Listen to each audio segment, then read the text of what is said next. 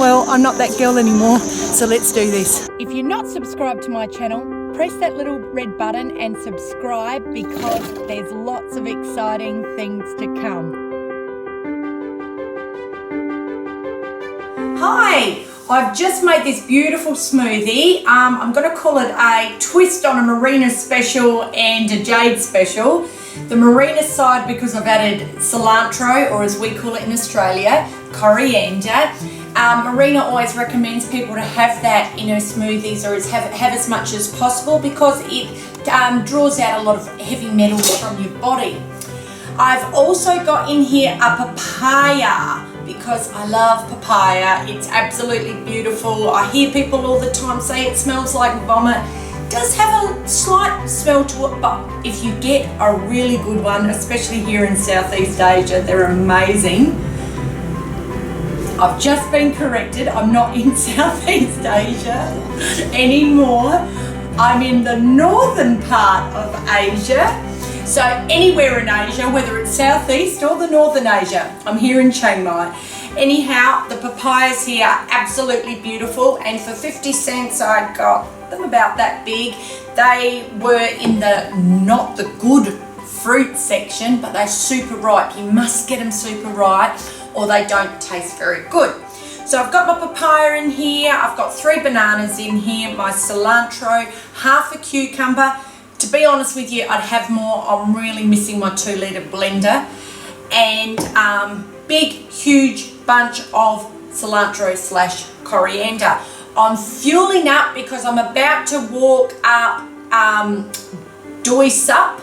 It's a big hill, it's 11 kilometres long, and at the top is an amazing Buddhist temple.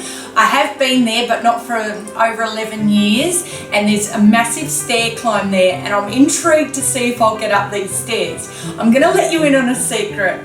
Over 11 years ago when I came to Thailand with Tom, both of us, fatties, we looked at the stairs and went, no, not happening, and we paid for the lift. And we caught the lift up, and I got a photo of myself. Unfortunately, I don't have it. All my photo albums are at my mum's house in Australia, but we're taking the step and pretending we did it. Today, if I make it up 11 kilometres, I'm climbing the steps. So I'm going to take you on this journey today and see how I go on this walk, because believe me, I'm trying to get my fitness back to where it was a couple of years ago. I used to be able to climb Mount Lofty 2 times in a row, which is a huge hill in South Australia. So let's see how I go to this morning.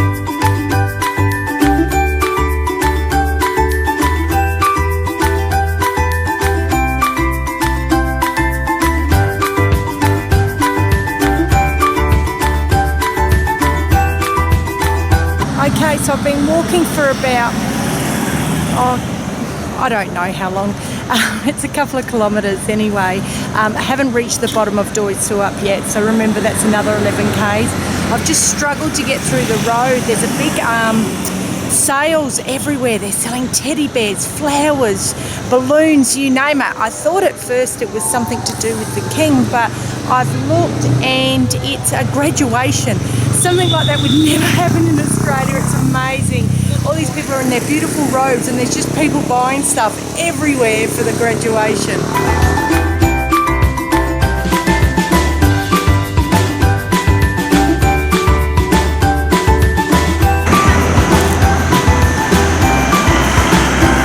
I believe I'm at the bottom of the hill, so I'm going to start my hike now.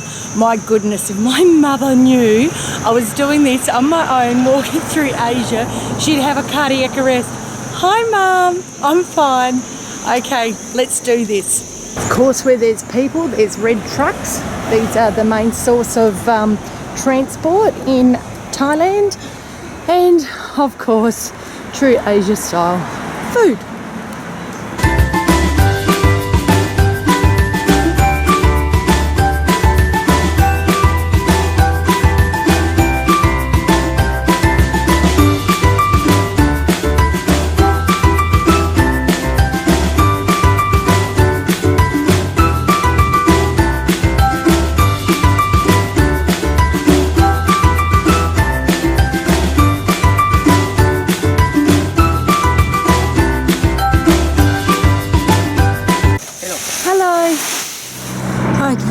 So it's 11k from here. So here we go, there's no turning back, let's do this.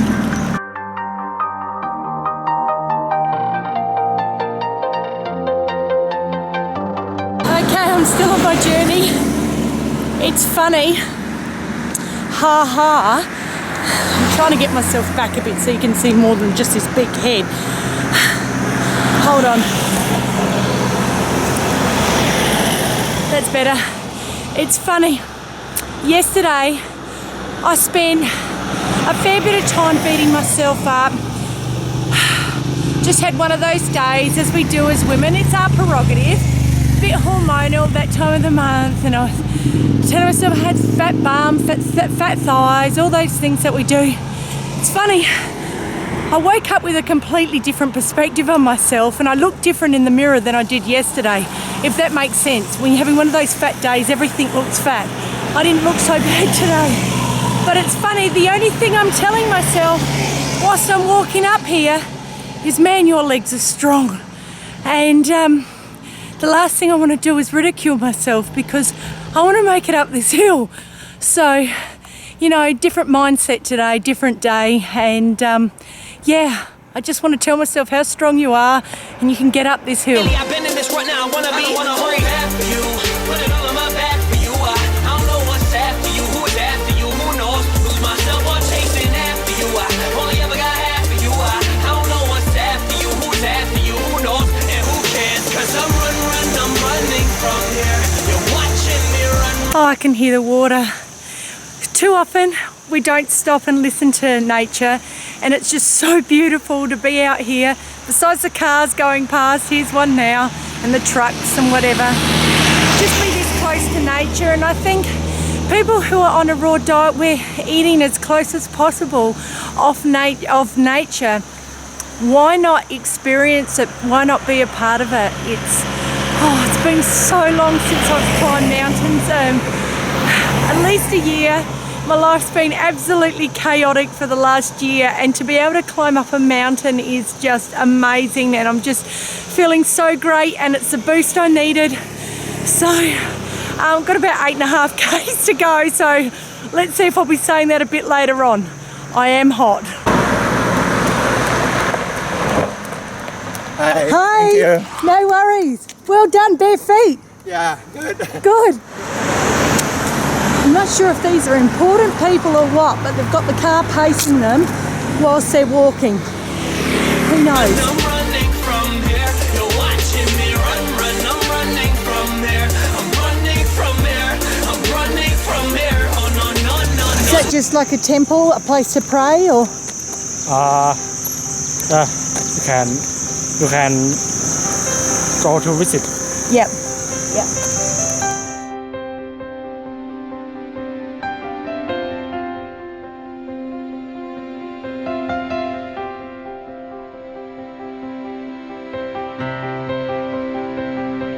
3 kilometres. Oh wow. Here we go. This Prince is still with me. We've got 3 kilometres to go. How are you feeling, Prince? A bit excited. Excited. I'm feeling tired and excited. It's quite warm here now. I'm very sweaty, and my legs are sore, but we're going to keep doing this, aren't we, Prince? So do I. Yeah. Well done.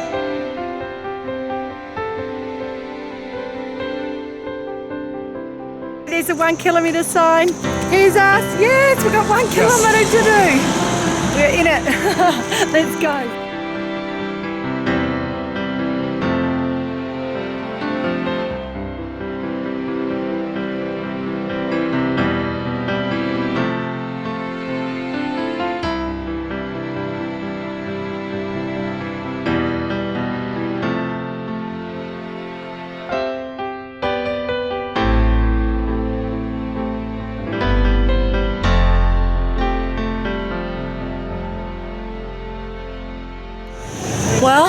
I've made it up to the top. I've just said goodbye to my friend Prince and his parents who followed us in the car the whole way up. That's what travelling's about, meeting complete strangers and walking up a hill with them and understanding different people and knowing different people and accepting where they're coming from and where they're from and their different beliefs and their different thought patterns, and this is how we learn and this is how we grow as people. I'm contemplating whether to climb the stairs or not. I'm pretty tired, but I've just had 4 bananas to fill me up. Eddie and Gabby, I know you're watching, so I've fueled up because that's how you get it done. Anyhow, I'm feeling really great that I've achieved this. It's a big achievement for me because my exercise hasn't been what it was in previous years due to major stresses in my life and overworking, but now's my time, and it's made me realise today just what I'm capable of still, so I'm feeling great.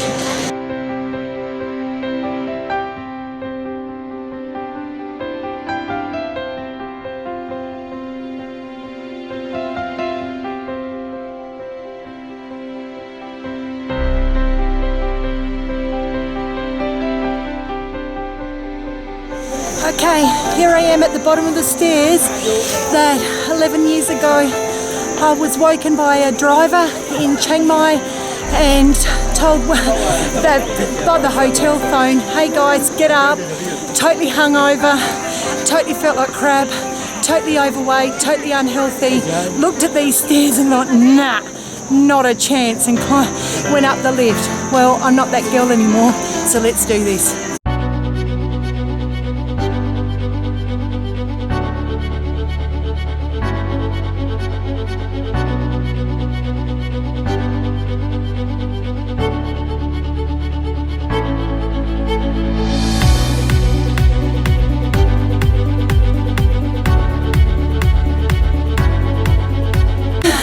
As you can see, super red. I'm up the top. I've got to borrow some clothing so that I can go inside the temple, but I'm going to go in and have a look.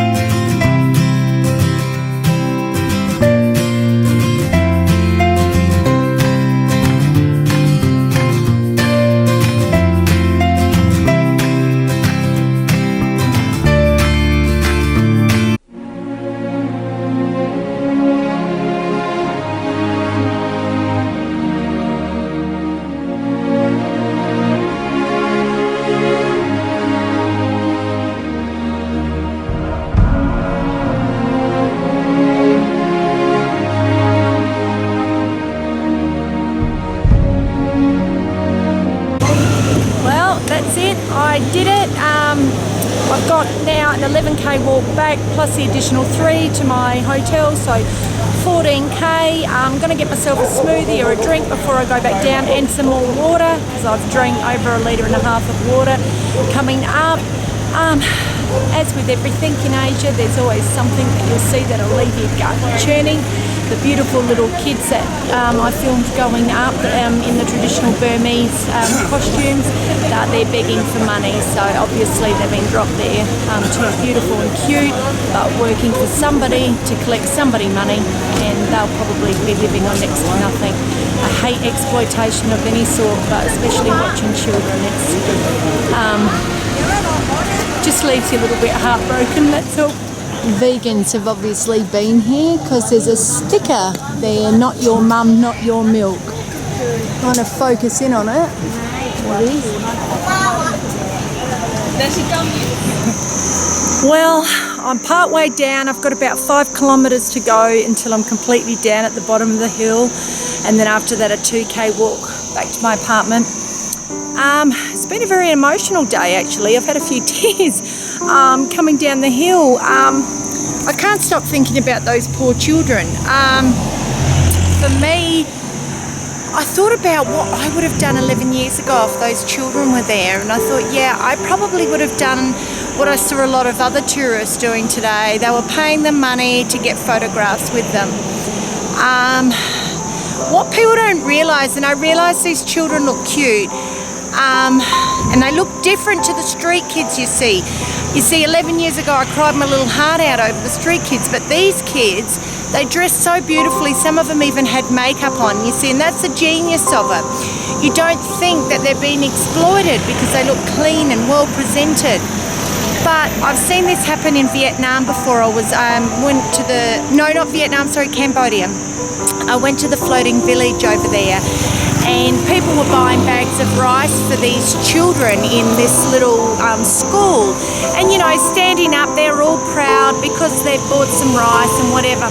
What they don't realise is this rice doesn't go to the children. It was sent back to the shop, and you know, the people who are organising this, they take half and the shop gets half the money. So, you know, and the same thing with this, these children are not benefiting from it. And you take a photo and yeah, it's cute, and you know, it goes on your mantelpiece for a couple of months, you go back to your privileged lives, but do you stop and think what's actually happening to these children?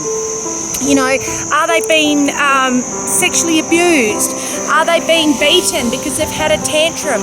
Or has their spirit completely been broken that they live in silence and they don't say anything anymore? You know, these are the things we don't take into account. And as human beings, we've got to be part of the solution, not the problem. And the only way to be part of the solution when we see things like this, you know, is ask yourself, is this right? What's going on? You know, these children are asking me for money. They've got their little purses there. You couldn't see any adults around. I mean, these were children under 6 years of age. These were babies. And, you know, they're there with little purses, and, you know, adults are sitting with them having photos. They'd be frightened, you know, these complete strangers. And, you know, we've got, you know, if you want to fix this, close your purses. Don't be part of the problem. As long as you're paying for this, you're part of the problem. And this goes for, you know, children especially. It's heartbreaking, but it's not just children. This happens throughout the world. You know, animals. As long as you're opening your purses, you know, walking into a zoo, riding on an elephant, which is very popular.